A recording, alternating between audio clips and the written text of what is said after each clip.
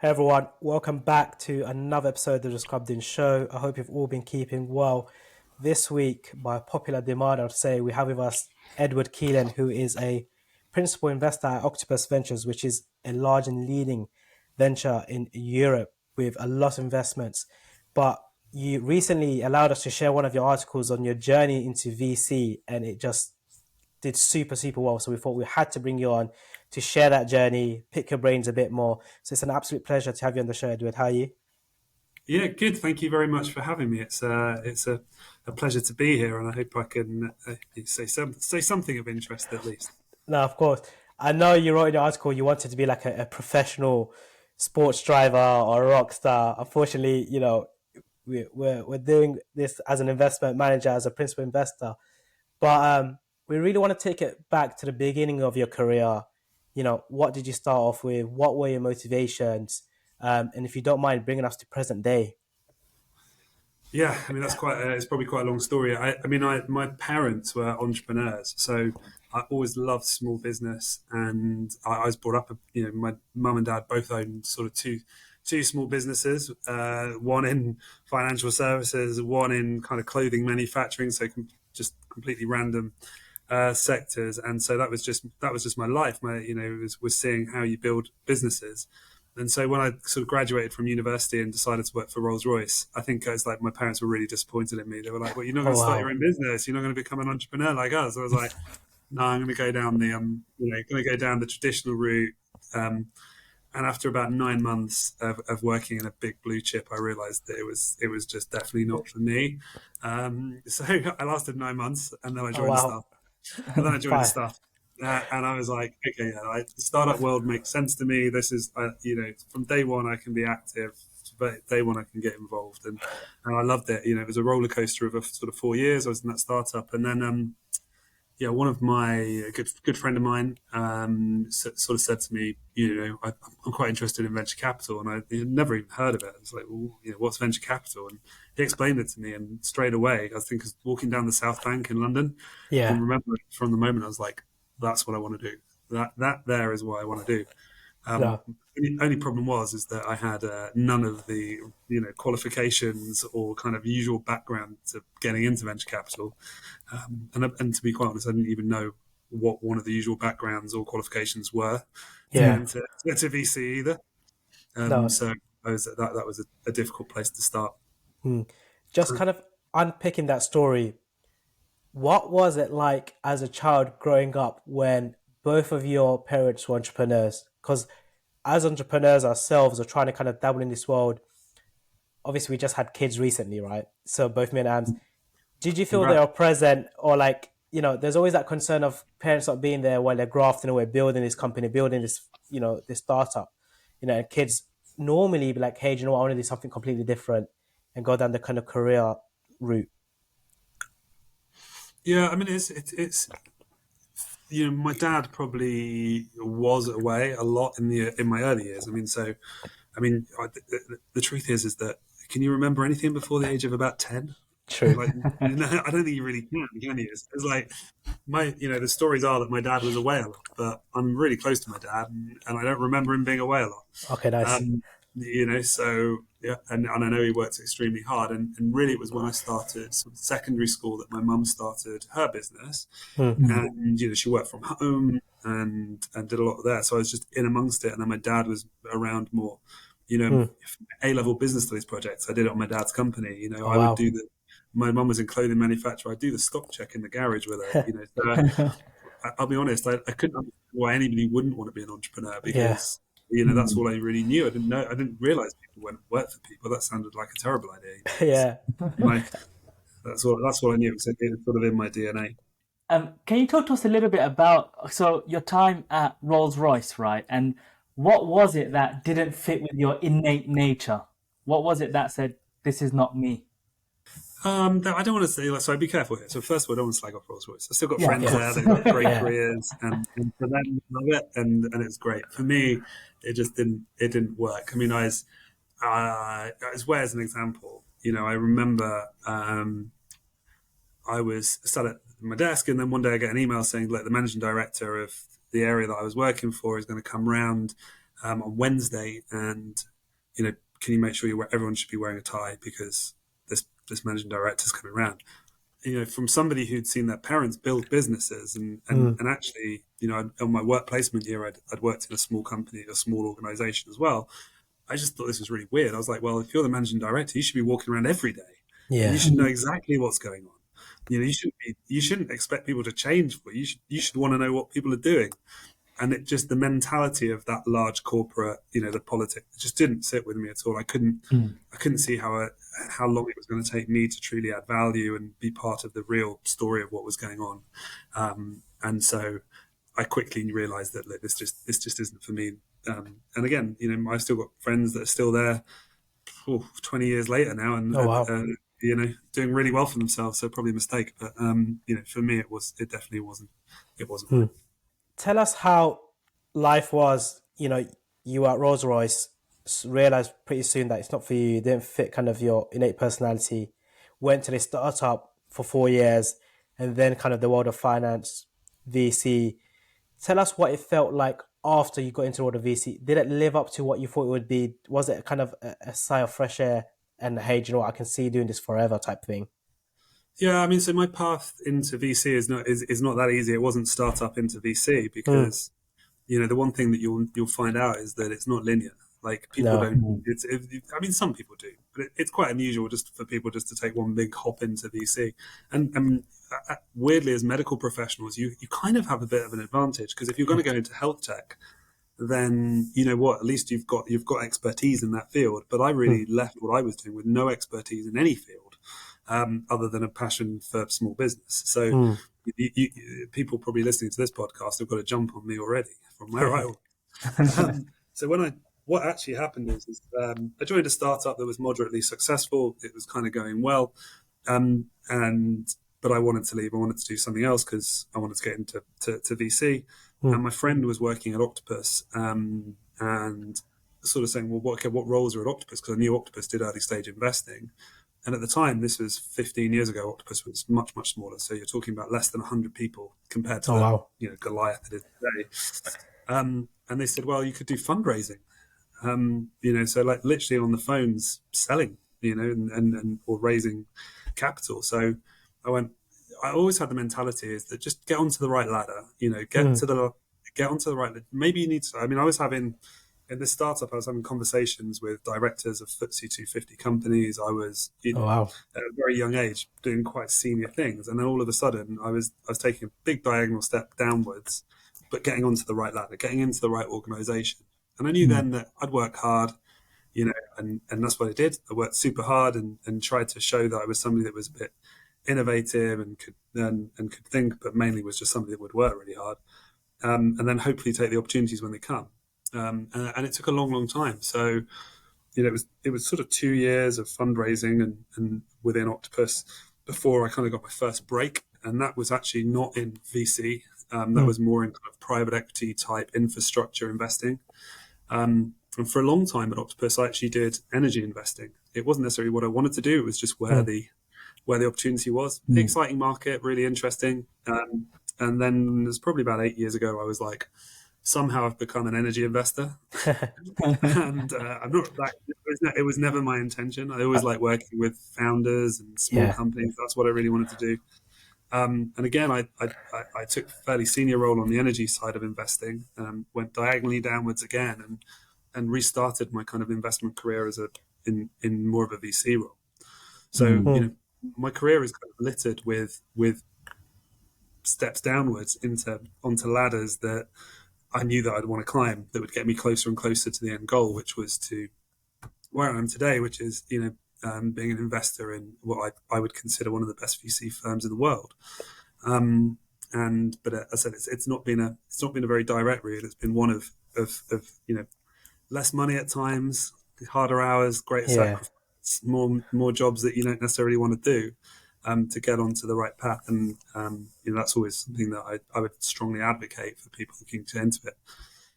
In terms of the job itself, there's no doubt about it. It is a fantastic job.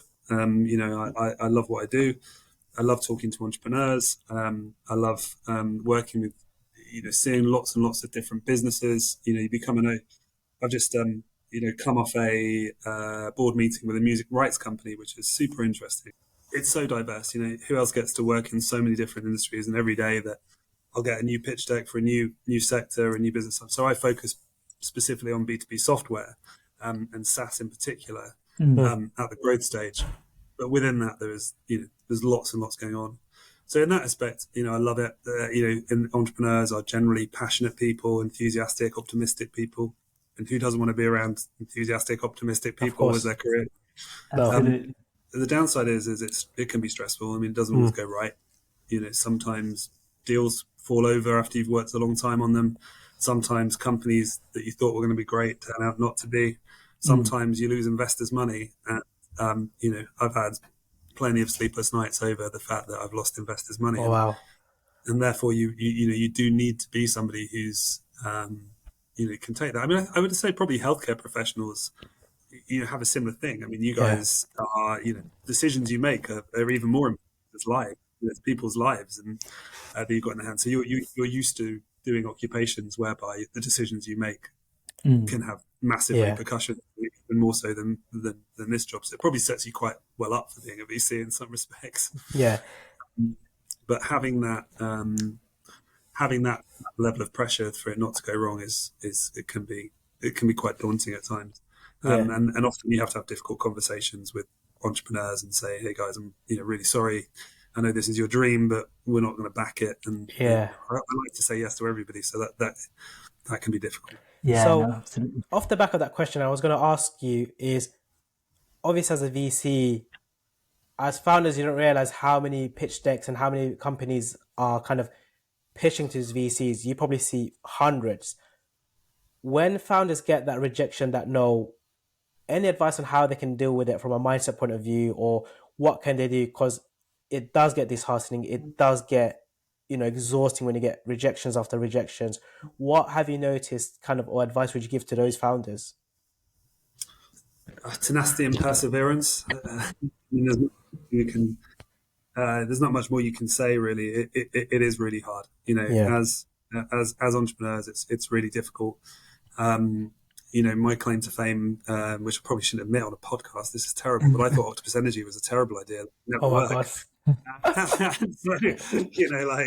you get things wrong. Yeah. You get things really, really wrong. And I'm asked a lot for advice as well from founders, not necessarily for investment, just, what do you think about pitch decks or questions? I always try and be brutally honest, but it doesn't mean to say that I'm going to be right. It's ultimately, things started here, and it's just opinion. You've got to recognize that. People have got to, you've got to take that on board, that it is just one person's opinion. And I also think that, different VCs are not kind of homogenous groups. There's lots of different types of VCs, lots of different sector specialists, lots of different stage specialists. And so you might come to me with hey, I've got a radio show ad, or I'm a B2B software investor and an investor radio station. So I'm going to say no, not because you guys aren't great, but because this is not what I invest in. I invest in B2B software companies that are £1 million, £2 million worth of plus. And so if you don't fit into that mantra straight away from day one, so you have to, as entrepreneurs, recognize that as well. But it's there's no doubt it's hard. You're going to get an awful lot more no's than you are yeses. Yeah, no, absolutely. Edward, a question on now. So when you get inbound emails, pitch decks, all these requests sent, what's your typical flow like? What's the flow of when a founder sends off that email? What are the things that happens behind the scene on your side? It's a good question. So it's worth noting that actually very few cold emails get kind of traction. I knew it. I told you, Ants, I knew it. That's because a VC like Octopus will get multiples of thousands worth of pitch decks every year, and here's a good stat for you. I mean, how long do you think is the average time a VC will spend on a slide in a pitch deck? A few minutes. Less than a minute. It's about 13 seconds. It's about 13 seconds a slide. No way. Yeah, because you've got that many pitch decks to go through. And that's not me making it up. There is a study somewhere that I can find for you that shows it. I'd like to say that I spend a lot longer, by the way, on slides, but that is the average VC. And so you're going to have to make an impact really, really quickly. It's not to say that we've never done a cold that we never received a cold pitch deck and not done that investment, that would be that's not true.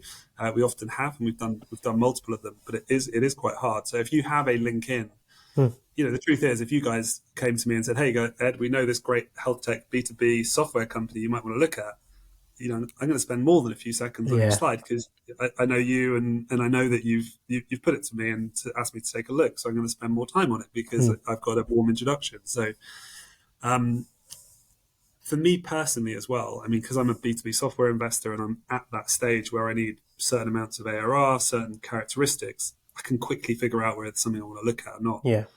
I have to say, for my colleagues that are in the earlier stage teams, like the health tech team and deep tech team, I just no idea how they make decisions. I generally don't. I mean, they're a lot smarter than I am. They're a lot more insightful than I am because they are, they know what good looks like very quickly. And they're actually probably more focused on thematic things where they're looking for specific types of businesses that they believe are going to do really, really well. Whereas I say more on the analytical side of the numbers and looking for things that fit my investment mandate. So yeah, when the pitch decks come in, if it's warm, I'll pass it on to the relevant team. If it's one that's good for me, I'll look at it myself and come back. If I think it's an opportunity we really should push forward with, I'll probably ask some clarification questions, and then I'll pass it on to one of my colleagues and say, "Hey, I like this business. And, can you take a closer look?" You'll have an introductory call, ask a few more questions. Sign an NDA, probably, maybe. You don't get that many NDAs in VC, and then get the financials and then progress from there. And then it's kind of it's a bit of a courtship between sort of the first contact through to the term sheet, and that can take anything from a couple of weeks through to years. In fact, in some cases there's a bit of a courtship that goes on. It's much like relationships, and then from the point of term sheet, it usually runs fairly quickly through a process of about 8 weeks of doing due diligence, and it can run quicker, it can run slower, but it's much more kind of a couple of 2 to 3 months once you've got the term sheet. But that first part, it just all depends. Yeah. And in that, so I want to talk a little bit about the first meeting. So a few investors, loads of investors will take that first meeting with a lot of people. What advice do you have for that first meeting? Because it's usually 30 minutes.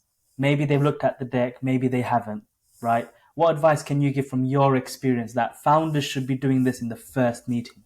Or what do you like? Yeah, I think I'd hope I wouldn't take a meeting where I'm at someone's deck. I mean, that's pretty rude. Yeah. I'd hope nobody at Octopus would take offense, because it's the honest truth. It's both of our time. Being a founder is really tough, and the last thing you want is somebody time wasting because they're just trying to fill in a bit of their diary. I don't know many, certainly not at Octopus. I wouldn't think that people they'd have at least the respect to look at, and hopefully they would have asked to even sent over a few questions beforehand so that you'd have a framework to work from.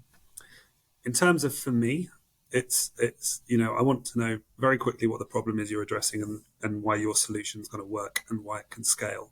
Because ultimately they're the really important questions. I see a lot of pitch decks where you'll have a half an hour meeting and 20 minutes will be spent talking to me about the problem, and then 5 minutes about why no one else is doing it right, and then 5 minutes at the end of why you can do it better. And it's like, no, you need to explain the problem in the first minute to get my attention. And in the next 5 minutes, you need to tell me what you can do and why you're going to address it. And then let's move on to all of the other stuff. So, I pay particular attention to things like unit economics, go-to-market strategy, solid market sizing, so that there's the opportunity there. And I also want to get a feel for the management. Are these people I can work with? Are they confident enough that they can promote their business, and they're also going to build the confidence of those people around them? But are they humble enough that they're going to take advice and they're not dogmatic? Because almost every business success has shown pivots. And what you don't want is a really dogmatic founder that's like, this is what I'm doing and this is why I'm right and this is all that I'm ever going to do. You want somebody you think, well, actually, no, they will pivot, they can turn. And so, in that first meeting, very quickly highlight your problem, very quickly address your solution, and then come to me with proper unit economics. That's probably the best advice I could give for a half an hour meeting. You want to get the people excited. Yeah, and I think that's good advice. You've talked a lot about kind of the pitch deck, the non-exec meetings. I know our listeners would want to know is, what does the day-to-day or average week look like? You know, there's always this kind of VC money, fancy meetings, client dinners, all the cool and wonderful stuff. I know it's more than that. What was like last week for you? What were you doing on the Monday, the Tuesday? Kind of work us through it. I was in Tenerife on holiday with my family. Oh, It was pretty good. okay. Oh man, guys, VCs are like that. Tell us. So tell us what an average week looks like for you. Yeah, no, it's a great question, and I think one of the beauties of VC is that there is no average week. Fine. You know, there is no truly average week. You know, you can break the job down into different parts. So the start of it is origination, you know, finding good deal flow, and you know what, people, depending on what stage you're at and depending what your reputation is, you might get a lot of inbound stuff. But actually, good origination and the best deals that you find, you have to actually actively burn some shoe leather and talk to advisors, talk to people in the industry, talk to non-executive directors, go to events, talk to other VCs, and that takes up quite a lot of your time. You know, what I would say is, you know, through my career, is there is no doubt in my mind what makes good investment is good opportunity. So you have a pot of, you know, you have an amount of money and you have an amount of things you can invest into, and the best investment happens when the amount of stuff you can invest into is you know, significantly greater than the amount of money you have.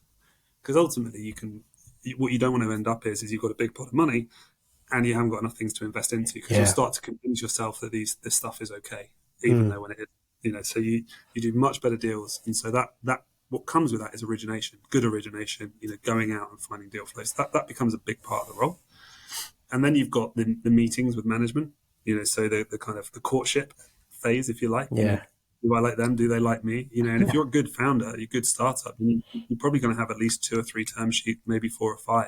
Yeah. You know, we're fortunate. Octopus has got a good brand. You know, we can offer a lot of added value here. We've got our own talent team. You know, so what are things difficult for startups? Finding good talent, raising money, generating revenue. That's the sort of 3 pillars that we try and provide here at Octopus, as well as the capital.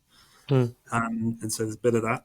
Courtship, and then you got negotiation, deal execution. So here's our terms, what do you think of them? Now you think it's just on valuation, but there's valuation, structure, consent rights, you know, that can take quite a while of back and forth, and how you negotiate that, what's important to you, what's important to the company, etc.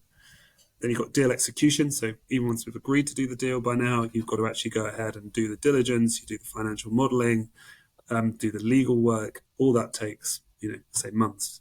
And that's then you'll have a celebratory dinner, and you get you know, have some nice wine or whatever it might be. That's what they were talking about. Those are the fancy dinners. That doesn't happen very often. That's a few times a year. And then it's portfolio. You know, I do a lot of portfolio management, so I work. You know, I've got 6 board seats where I'm working with those portfolio companies and trying to, you know, help them, you know, because I've seen, if you've got a B2B software investment, I've seen a lot of B2B software companies. I know what it looks like. I know what the right KPIs are. You know, I know how sales teams form. I know the watch outs, because I've seen it through other companies. And so it's trying to impart some of that on those boards and help them through that. And that takes up quite a lot of time as well. And then you've got the exit process. So at any one time, you might be hopefully exiting a few companies at great multiples and making some good money. And that takes time. So, and then there's all the other stuff around the outside of it, like doing podcasts like this, writing blogs and all that sort of good stuff. So you're always really, really varied. I don't know. Does that give you a glimpse of what it's like? I don't know. No, it's good. As in, like, definitely depth and variety. And I think the beauty, similar to the way in medicine, is you get to work with a variety of companies in the same space or sector. It's not just that one company. The question is always, what makes kind of VC investors kind of do the investing side of things as to kind of founders? Do you think it's like a mindset thing, or, you know, because I recently met a VC who's been doing it for a while, but they're not keen to take the plunge yet to kind of found their own company. Would you not be the best founders? I think founders are amazing people, because I love founders. So I've got a massive admiration. My best mate is a founder of multiple companies, and I just think that there is something about founders that is different. You know, they're willing to take a risk that other people sanely aren't, and I think that's all. You know, I do think that's awesome. And you know, whether it's, I've thought about it a few times of being a founder. but probably because I love my job and I love Octopus and I've Okay. been I was gonna fortunate. say, what's Yeah, stopping you from doing your own thing? I think if I didn't like my, if I didn't like my job and I didn't like the company, then I would probably have done that. Mm. But I also wonder, that's probably the headline. Yeah. I also wonder whether I just haven't got what it takes to be that risk taker of a founder. That I haven't got that switch that says, "No, I'm going to be like my parents did. I'm going to do it." And I think, and that's why even when founders fail, and that can be really hard on a founder. But I'm like, yeah, but you took the risk, man. Yeah. You went had a go at it. Like, how many people have a go at it? So few Yeah. are brave enough to take that jump. And that's probably why more don't do it. And that's probably why you're asking the question. You're like, why doesn't everyone do this? It's like, because Yeah. not everyone's got that thing inside them that makes them Okay. do that. Yeah. Now the thought, like, founders, the investors see so many decks, they're seasoned, and they know the right things to do at the right time, when to go reach out for money. But I do guess, there is kind of a clear, distinct preference. Yeah, I mean, we do have at Octopus, we have something called Octopus Springboard, which is Mm. quite cool. Which is that if you are somebody that works with us and you've decided you want to start your own business, and Yep. I've had three people do this recently. In fact, Tash and Lucy have just gone off and done it, where they've gone, hey, I actually want to go and start my own business, and Octopus will say, well, yeah, go with our blessing, and if it doesn't work out, there's a job here back for you Nice. Yeah. in 6 months' time, and you know what, we're going to give you some money, and we're going to give you all the weight of the resources Octopus can to make your new business work. And we've had 5-6 businesses now start up from Springboard, which I think is really cool. I mean, Yeah. I like, think what that's quite Amazing. cool. Yeah. company waves a sort of way that's left the business and say, hey, we're going to give you everything you possibly can. So there's the opportunity there, but I like my job, and so I got 3 kids. I'm like you guys, I got like 3 kids. Yeah. It's very, very hard to take that level of responsibility. Um, No. that's probably Absolutely. my that's probably my excuse. One day, Saying that, right, from your side now, so sitting on the investor side now, if you could pick the three best traits that you see in founders, what would they be? 3 best traits are, I would say, do I think this person's going to be able to inspire other people to come with them? So are they going to be able to build a team around them? Like, are they kind of humble enough? Are they inspiring enough? Are they have they got that thing about them that makes that other people want to join them? Because I see it all the time. When that isn't the case, it's very hard to scale a business when you don't have inspiring founders that want to where people want to join. I think somebody that understands them. For me, because of where I invest in that growth stage, I do want a founder to really understand and own their numbers, Mm. Mm. and understand what's driving their business. What are the core drivers?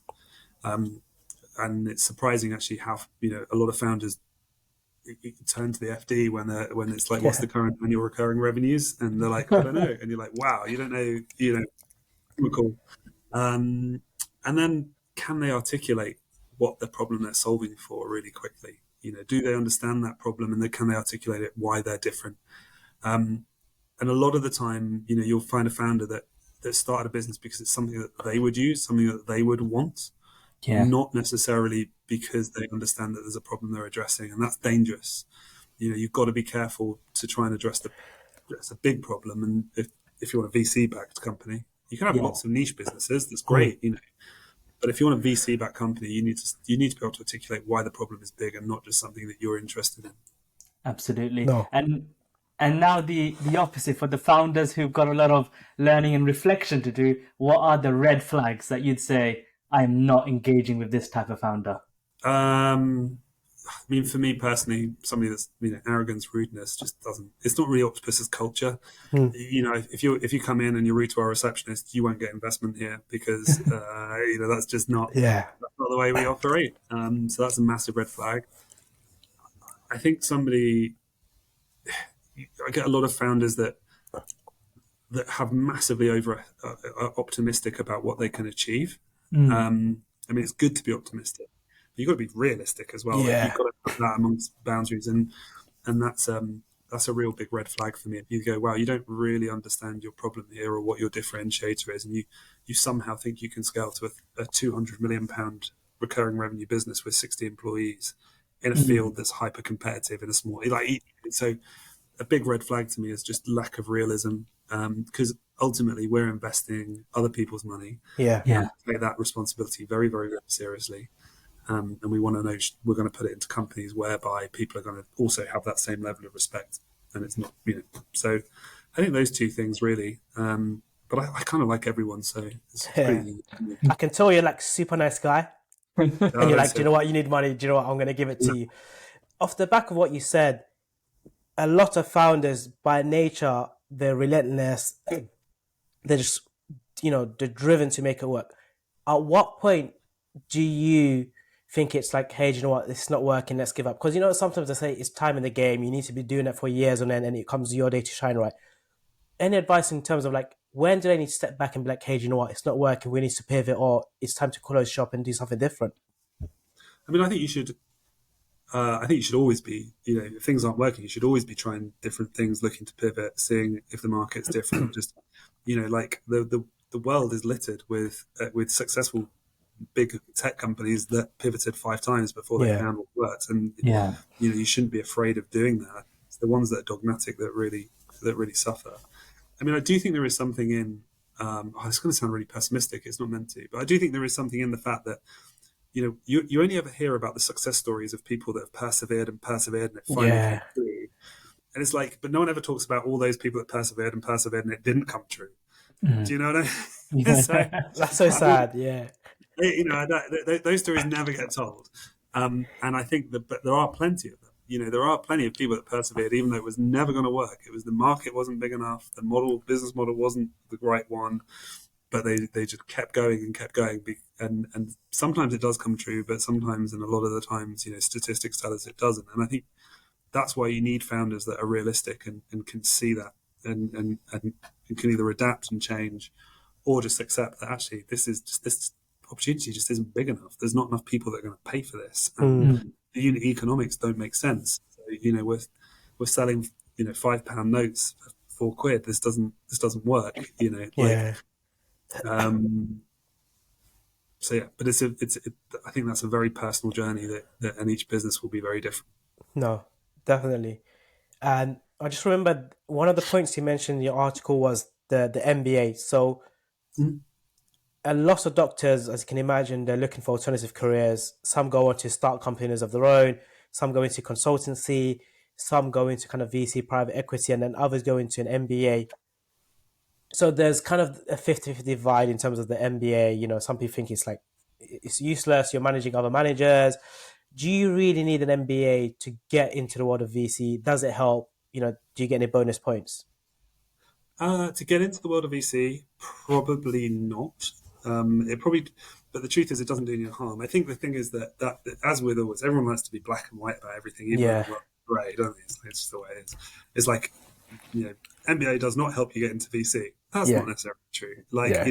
I've hired, 2 MBAs now that have come from Saïd Business School where I did my MBA. So for them, it really did work, And, when we put our analyst and associate positions out, it gets sent to the MBA cohorts, and they get those opportunities to interact with us. They get the opportunity to be on the seed fund at Saïd Business School. There's loads of good stuff that they do. I don't think it's a silver bullet. That's the truth. It's not like I think historically the journey was do an MBA and like all these VCs will come.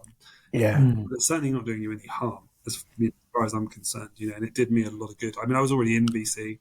I did it because I'm a massive business geek, and the idea that I could go to Oxford University and study for 2 years, and I could do that whilst working, and I could do it in marketing and economics and finance, and I was like, why wouldn't you want to do that? No brainer. That's because I'm a massive business.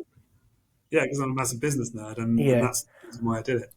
But there were doctors on my course, that wanted to go more into investing, and there's modules like entrepreneurial finance, and I think also for those doctors and medical professionals was that they got to interact with other people in finance. So there was probably 5 of us that were either private equity or VC background. So their network is immediate. They've immediately got someone to call and talk through. And I also say for medical professionals, because you've got that sector specialism, assuming you want to go into VC in medtech or health tech or whatever it might be, then the MBA is probably pretty good for you guys because you can, or people with that background, because it gives you a few more of the tools, and it shows that you've got a desire to make that transition.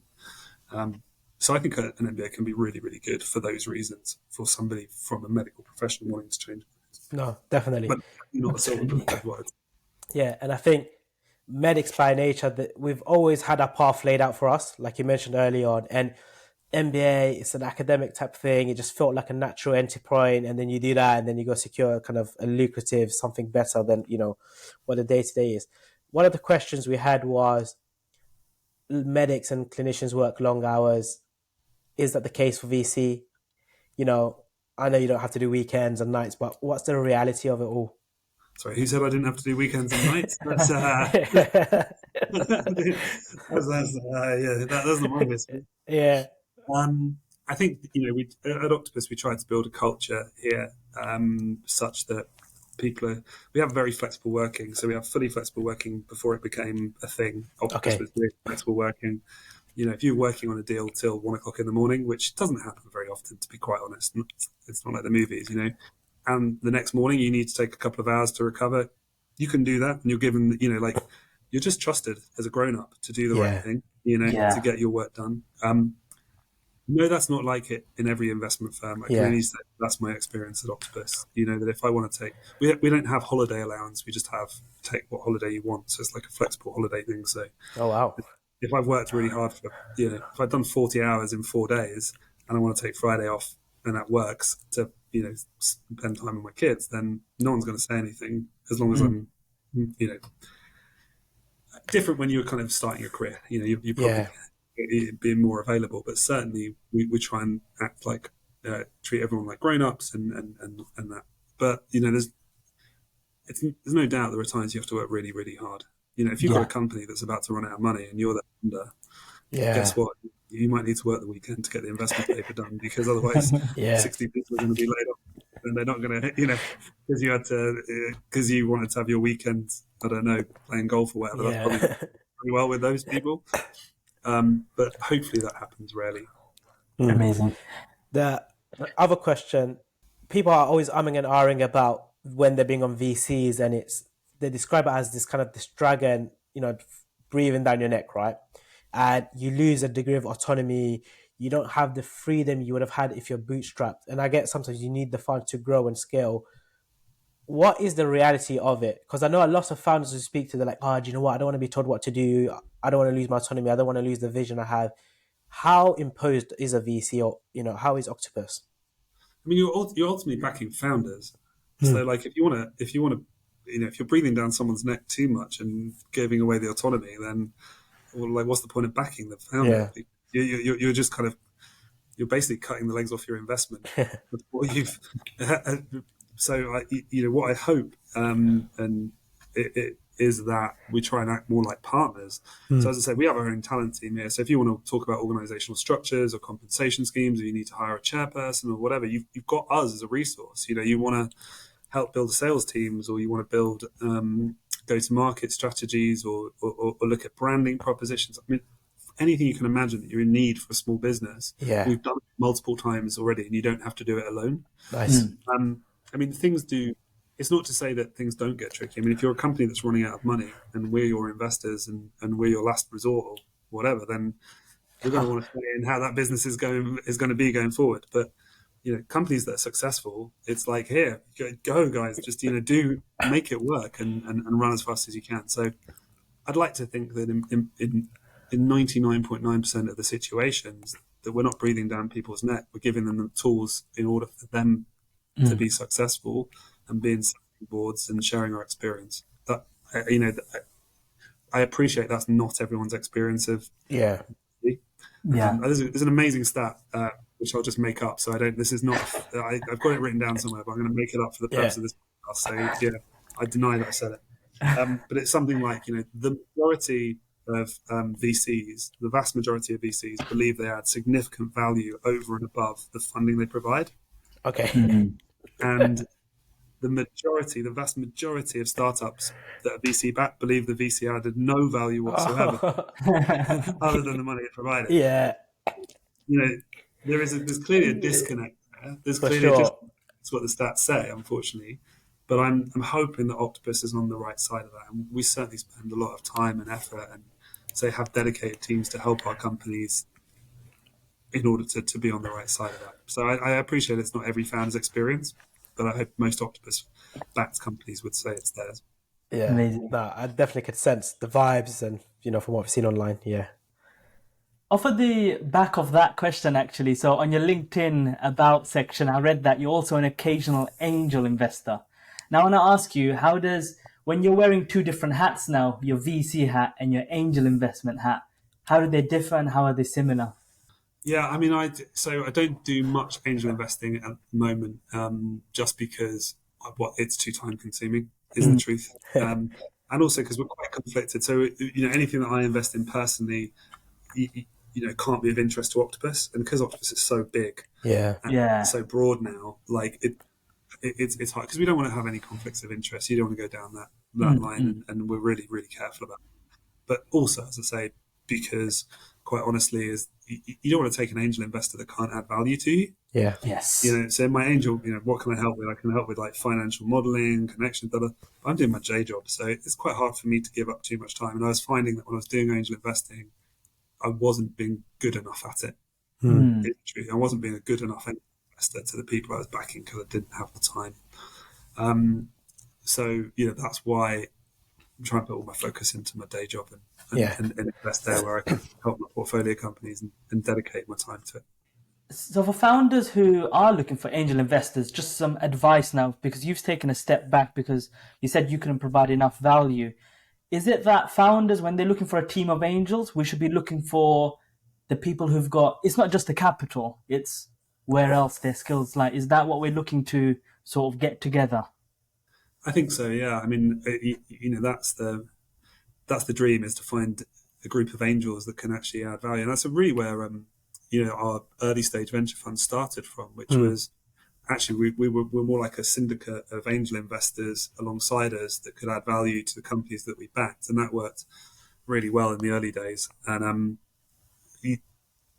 ultimately, if you just need capital and you've only got one angel and they're not going to add any value, but you need the capital, you're probably going to take it. Yeah.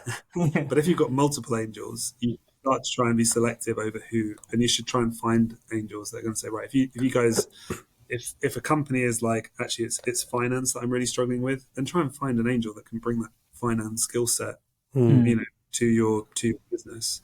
But I guess, the truth is that's the kind of theory. A lot of the time it's just like, hey, somebody's interested in our business, they're going to give us 20 grand or whatever. It's like, just take it. So, No, definitely. I'm conscious of time. The last question is for people that are looking to kind of step out of, let's say, a career in medicine, looking to enter the world of VC. What advice would you give to them? What are the first few steps? What can they do to kind of, medics were like super driven, that type A personality. We need that checklist type thing. So like, what are the things they can do to really get a job in VC? yeah, inside of me, I'm saying, please don't do it. I need people. We need people to take care of us, and I know. I think that's just incredibly, to have that level of smart and empathy and all the rest of it. But that's a very selfish point of view because everyone's got to follow their own path. Yeah. So I would say, first of all, be tenacious, but persevere. So realize that it's not going to be easy. It's not going to be quick, and you're going to have to figure it out. So I would say get involved in the ecosystem. There's loads of health tech conferences. There's lots of NHS, parts of the NHS organisations, NHSX, and can't remember the other one that I know. But there's a number of places within the NHS, but also within the wider tech community that are focused on health right now. It's massive at the moment.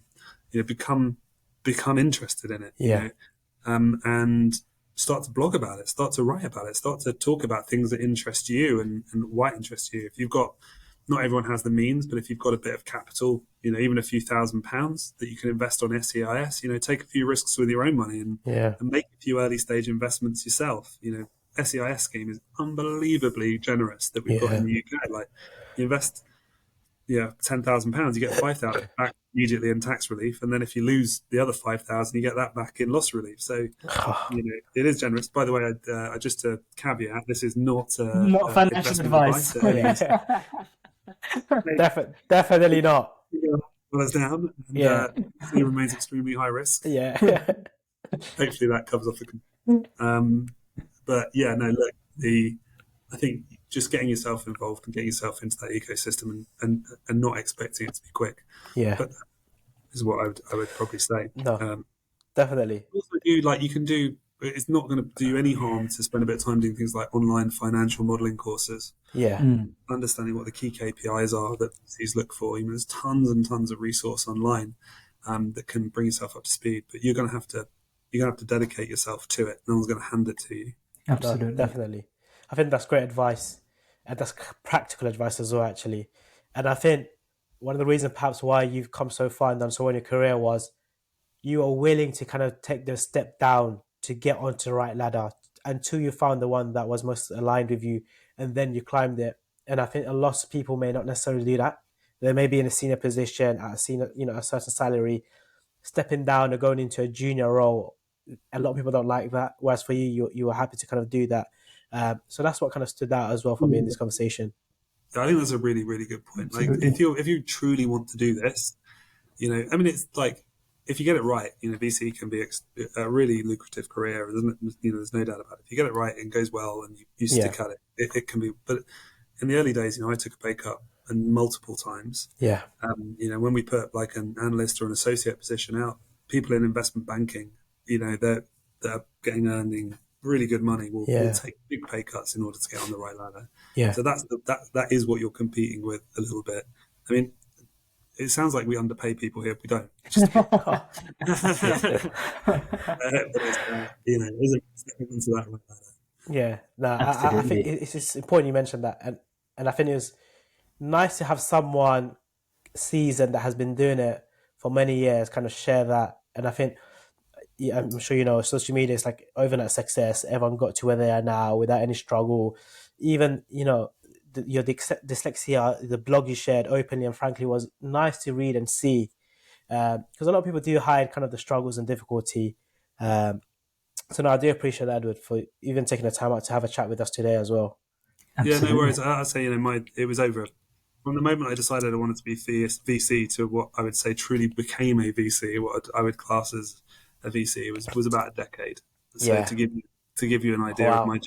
So maybe that's more of a reflection of me than it is of the career path. But I don't know. No. We've all got our own journey, don't we? No, I think we do. We all have that squiggly career, like to call it. But it's been an absolute pleasure having you on the show, Edward. And a massive thank you to our listeners as well, as always. No worries. Thanks, guys.